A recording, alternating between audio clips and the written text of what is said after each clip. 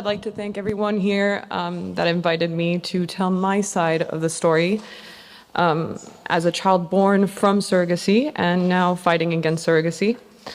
I'm grateful and extremely honored to be in such a place. This is more than I expected, and I am very emotional, I have to say. My entire story I will share with you with a lot of sincerity, a lot of humility. It's the first time I'm speaking in front of such a big group of people that are so bright, so I'm a little nervous, I have to say. But I do think that my words today are important because all too often, unfortunately, we forget the people that are the most affected by surrogacy. But these people, they never give their consent, they never have their word, and those are the children that are born from surrogacy. These children that are ripped from their mothers at birth to be sold to strangers. Kind of like cars that you order from factories that you, pick options that you may or may not like. And these children are considered just like vulgar objects and products. I am today a product of surrogacy, created, sold, bought, and I'd like to tell you my side of the story so you can understand how it affected me and why today we can't just simply regulate surrogacy. We have to abolish it purely and simply for the good of the child and of course for the rights of children. A child should never be the subject of such a contract, and above all, should never, ever be the subject of a transaction. So as I said, we're now going to travel back 40 years. That's when my story all started, even before my own birth. My intended parents met. My intended mother already had a son with another man. My parents had a very successful business, very, very smart people. I have to give them that. My mother was 11 years older than my father. The money was flowing. They were at the peak of their careers. And I do believe that at some point my mother kind of forgot her biological clock. And so at one point they decided to start a family, but it was a little too late. At this stage, my father was 48. My father, was 37 and my mother was 48. And my mother already had problems with infertility. According to my father, with whom I had a recent discussion, he wanted a child from his own genes. So adoption was completely out of the picture, and surrogacy to them was the only option rather than giving up on having a child. Selfish decision, I believe, but it's their story. So they looked up the United States, and more specifically Louisville, Kentucky, to find an agency that could help them find a surrogate mother. My parents first gave the agency, of course, a list of criteria concerning the woman that what she should look like. I personally was born through traditional surrogacy, not gestational surrogacy, so my surrogate mother is biologically related to me.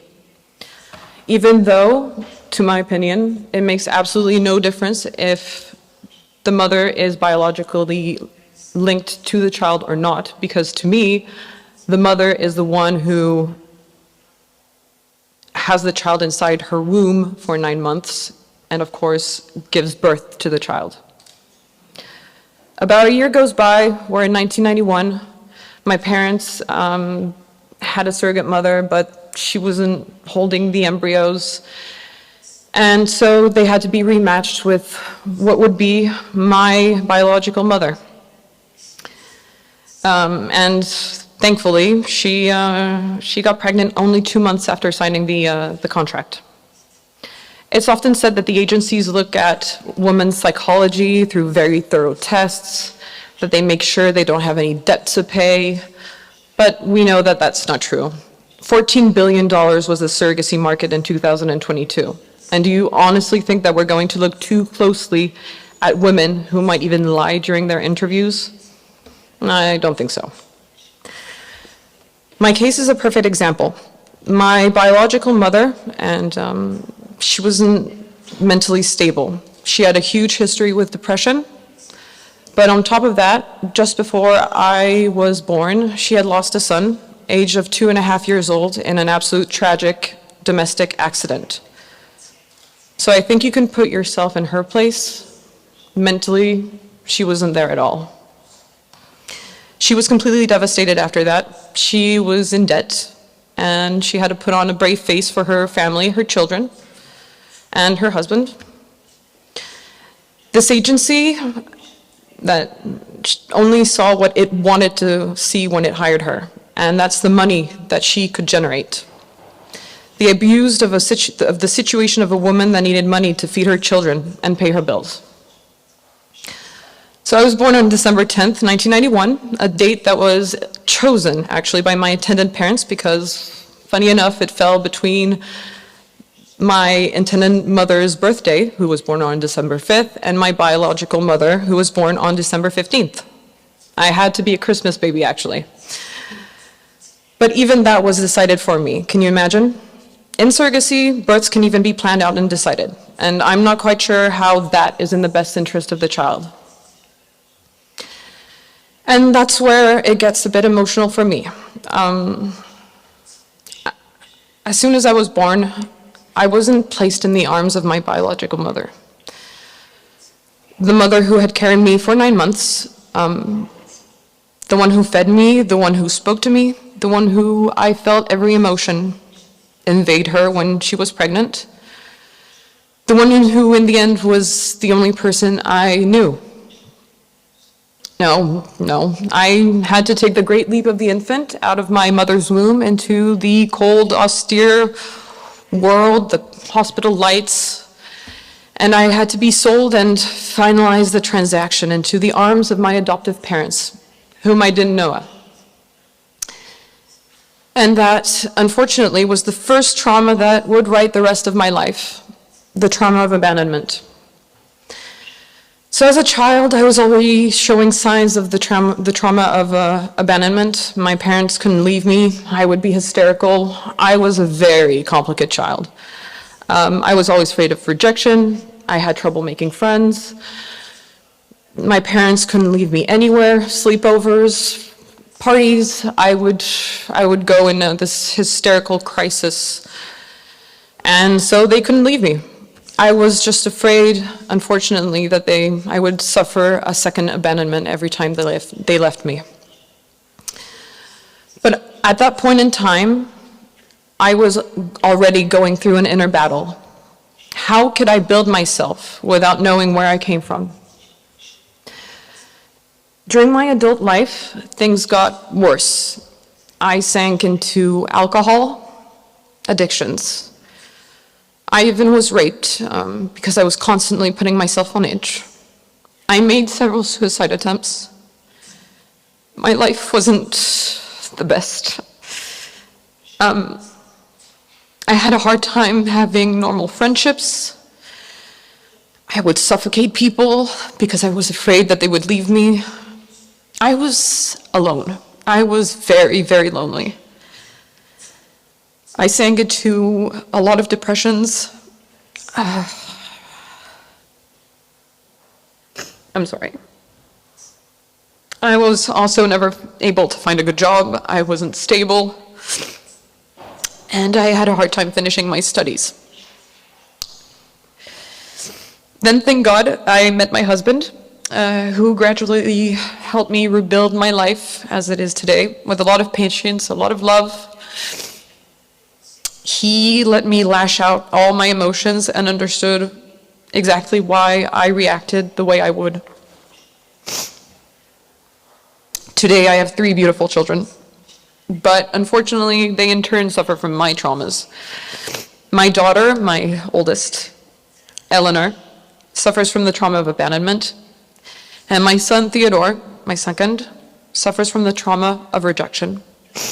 Unfortunately, they suffer in turn from my traumas because I do thoroughly believe that all of these are transgenerational. So surrogacy didn't just affect me. Thank you. Thank you. Surrogacy didn't just affect me. Unfortunately, it affects my own children today. They, of course, have help. had proof of the fact that I was born from surrogacy through a DNA test when I turned 30. I'm 31 today. But that was the physical proof, because I always knew inside of me, that I didn't fit in. I had problems with my mother. I saw that I didn't connect with her. I connected with my dad a little bit more because he was biologically linked to me. But things didn't seem right. And I knew inside me something was wrong. We children, we're not stupid, you know. We're very, very smart people. And not so long ago, I was diagnosed with bipolar disease. Shouldn't shock any of you after everything I just told you.